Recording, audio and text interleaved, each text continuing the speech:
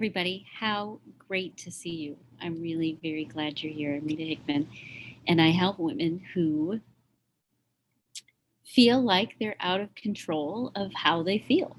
I help empathic women get control over their emotions. I help them get control over their reactions to their triggers, and I help them create really healthy, happy, peaceful relationships that are exciting and adventurous. I help them connected with themselves, and I help them learn the skills to really be happy and to get a few steps ahead of the game so that they can really shape kind of the life that they want. And I've worked a lot with people who have been in narcissistic relationships, so I understand this stuff pretty down to the ground. And I run across a lot of empaths, and I love them. They're so much fun. Mostly empaths work with me. And the topic that's come up a lot lately is how empaths end up in toxic relationships, toxic romantic relationships. And one of the reasons is because empaths feel things. They feel what's going on around them.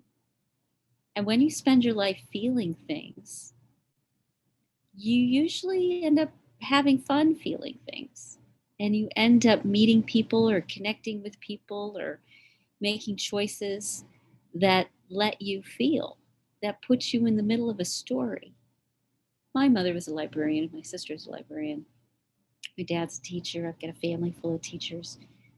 And there was always this thing about diving into a story because I could feel all the ups and downs and the waves that would happen.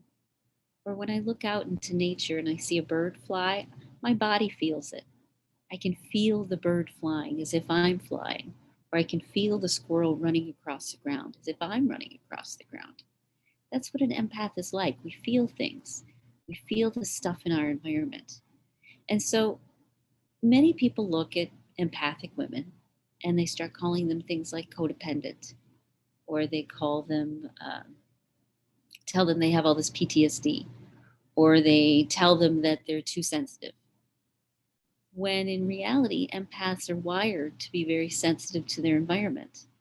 And they're naturally attracted or interested in things that make them feel, especially things that make them feel stuff they haven't felt before. They really dig having the whole life experience and enjoying life to the hilt. So when you start making friendships and when you start having relationships as an empath, you have to be very smart about who you let into your space. They have to be people that you enjoy feeling them, because you're going to feel everything that they go through. So I put a lot of hoops when I meet people, not in a bad way, but things that show them and show me that we're going to communicate and we're going to relate with each other in a really healthy, loving, kind way and fun way. One that where we can still have a good time, we can still poke fun at each other, but we're healing ourselves at the same time. It's a spiritual path.